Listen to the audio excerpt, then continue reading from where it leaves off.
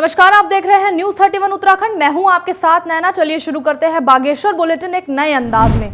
बागेश्वर में नगर पालिका के अधिशासी अधिकारी राजदेव जयसी ने पार्किंग के बारे में जानकारी देते हुए बताया कि नगर पालिका की ओर से पार्किंग की व्यवस्था सुनिश्चित की जा रही है, जिसके लिए LIC बिल्डिंग के पीछे का स्थान निर्धारित किया गया है। इस दौरान उन्होंने कहा कि पार्किंग लगभग बन चुकी है और कुछ ही दिनों बाद यहाँ गाड़ियों की पार्किंग शुरू हो जाएगी। साथ ही जयसी ने पार्किंग के बनने से नगर में ट्रैफिक कम होने की उम्मीद जताई है। तो यहाँ पार्किंग की थी, लेकिन अभी उसका एक समाधान हमने कर लिया है कि जो हमारी LIC बिल्डिंग है उसके पीछे पार्किंग की व्यवस्था की गई है और काफ़ी जगह है उसमें। मैं समझता हूँ कि आप देखेंगे उसको तो जितनी शहर में हमारी बाइकें आ रही हैं जो रोड साइड में खड़ी होती हैं, बड़ी आसानी से सब वहाँ एडजस्ट हो जाएंगी। ये पार्किंग हमने उसका टेंडर भी कर लिया है और 1 अप्रैल से चालू हो जाएगी। और मैं समझता हूँ कि बहुत बड़ी एक समस्या हमारी ये ख़त्म हो जाएगी, जो हमारे बाजार क्षेत्र में समस्या रहती है। लगभग कितनी गाड़ियों की पार्किंग की व्यवस्था है इसमें? अगर मोटरसाइकिल आप दोपहिया वाहन देखेंगे तो कम से कम मान के चलिए 100 गाड़ियाँ आराम से खड़ी हो सकती है वहाँ दोपहिया वाहन। अब उसमें 4 पहिया वाहन भी कुछ खड़े होते हैं तो थोड़ी उनकी संख्या उस हिसाब से एडजस्टमेंट करना पड़ेगा।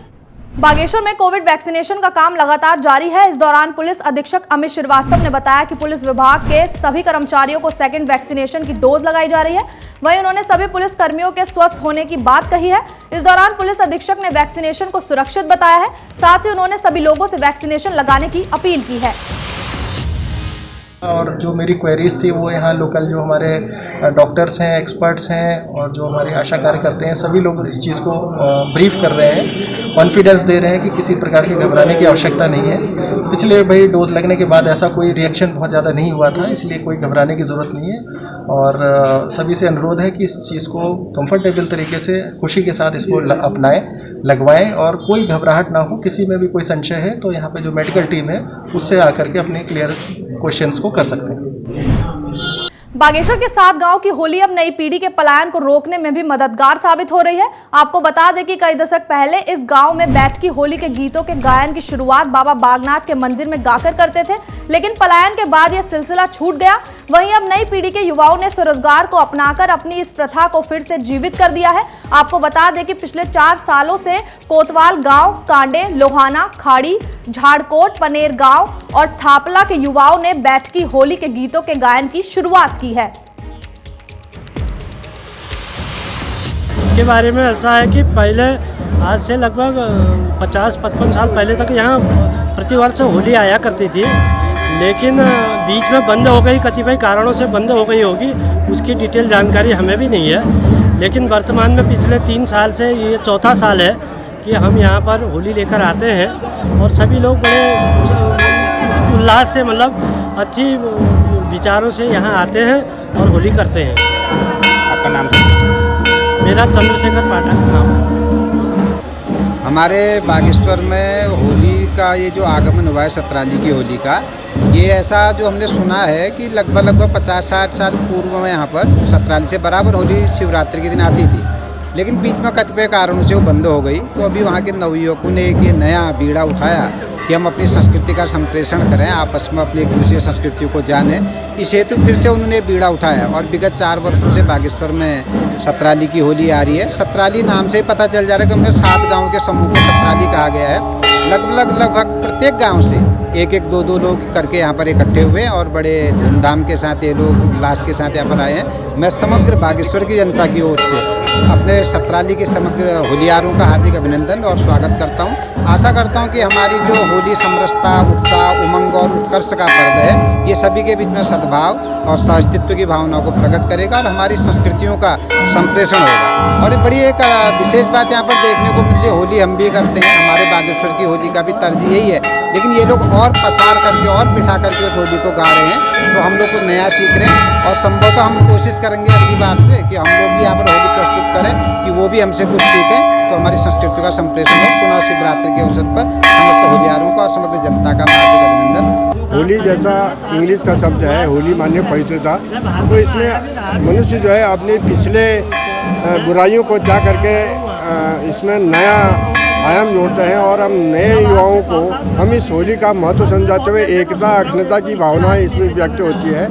जो सतराली से होलियाँ प्रतिवर्ष आती थी, बीच में कुछ कथिता कारणों से नहीं आ रही है, अब बराबर आने लगी है। इससे हमारे क्षेत्र की जनता में काफ़ी उत्साह है और हम इन होलियारों का बड़ा स्वागत करते हैं। जो भी अपने ओर से हो जाता है इनके स्वागत में, चाय पानी नाश्ता जो भी है हम प्रबंध करते हैं और हम इनके स्वागत में किसी प्रकार की कमी नहीं होने देते। ये युवाओं के लिए प्रेरणा है।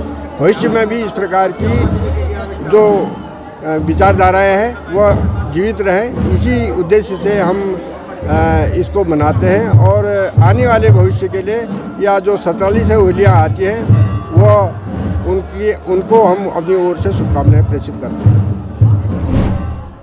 बागेश्वर जिले के गरुड़ मुख्यालय से 17 किलोमीटर दूरी पर भ्रिमगो में रहने वाले बालीराम पिछले 20 सालों से रिंगाल से डलिया और सूपा समेत अन्य सामान बनाकर अपना रोजगार कर रहे हैं। इस दौरान बालीराम ने बताया कि उन्होंने 14 साल की उम्र से काम करना शुरू कर दिया था। साथ ही उन्होंने बताया कि वह कई क्षेत्रों में जाकर अपनी बनाई गई वस्तुओं को बेचकर आमदनी इकट्ठा कर रहे हैं। ये बनाते हैं और चकोटिया, गेवाड़ और पूंजा बगल इन जगहों में इसका सेल करता हूँ, बेचने के लिए जाता हूँ। और बाकी मैं इसको 15-20 साल से कर रहा हूँ। मेरा स्वरोजगार यही है, इसी से मैं अपने बच्चों का पालन पोषण करता हूँ और ठीक ही हो रखा मेरा 2 रोटी खाने का जुगाड़ा हो जा रहा है इसमें। लेके हम कोट ब्राह्मणी के मंदिर में भी ले जाते हैं इनको और कौसानी ले जाते हैं डोल के मेले में और उत्तरायणी में ले जाते हैं बागेश्वर, वहाँ भी बिकते हैं। इन चीज़ों को बनाते हैं हम, डलिया, छपड़ा और ये सॉल्टे और वो बनाते हैं हम, टोकरी, बाल्टी, कंडी ये भी बनाते हैं। मेरा नाम बालीराम। बागेश्वर के कमसैर घाटी में पूर्व विधायक ललित फरसवान की अध्यक्षता में खेल गतिविधियों को बढ़ावा देने के लिए क्रिकेट मैच का आयोजन किया गया। इस दौरान हड़बाड़ और मंडलसेरा की टीम के बीच खेले गए मैच में मंडलसेरा ने जीत हासिल की। वहीं पूर्व विधायक ललित फरसवान ने युवाओं के उत्साह को बढ़ाते हुए कहा कि युवाओं को खेल प्रतिभागों में ज्यादा से ज्यादा प्रतिभाग करना चाहिए। साथ ही उन्होंने क्षेत्र में मिनी स्टेडियम बनाने की बात कही है। कोई दिक्कत नहीं है और भगवान सूर्य देव का, इंद्र देव का भी ऐसी कृपा रही कि कहीं पर भी कोई दिक्कत नहीं रही। तो बहुत अच्छा रंगारंग आगाज यहाँ पर रहा। और आदरणीय रमेश दा, आपका भी हम तहे दिल से यहाँ पर स्वागत करते हैं।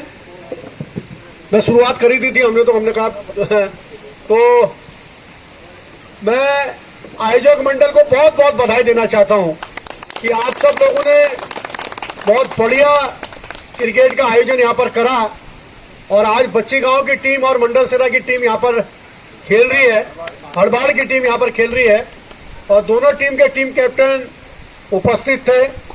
एक टीम के कैप्टन को हेड मिला तो दूसरी टीम के कैप्टन को ट्रेल मिला है और हम सबको विश्वास है कि आप जो निर्णायक मंडल का निर्णय रहेगा उस निर्णय को मानने के लिए बाध्य भी हैं, क्योंकि टीम की गरिमा यही रहती है कि भाई आप आयोजक समिति के द्वारा जो भी निर्णय दिया जाए उस निर्णय के मानने के लिए आप लोग बाध्य हैं। और जहाँ तक यहाँ पर हमारे आयोजक मंडल के द्वारा स्टेडियम की बात करी गई है, हम आने वाले समय में आपका आशीर्वाद रहना चाहिए। जो भी खेती बाड़ी यहाँ पर है, आप सब लोगों से सलाह मशवरा करके जो भी एक अच्छा भव्य स्टेडियम बन सकता है, मिनी स्टेडियम बन सकता है, उस स्टेडियम को बनाने की पूरी कोशिश हमारे द्वारा की जाएगी। फिलहाल बागेश्वर बुलेटिन में सिर्फ इतना ही। तब तक के लिए देखते रहिए न्यूज़ 31 उत्तराखंड। नमस्कार।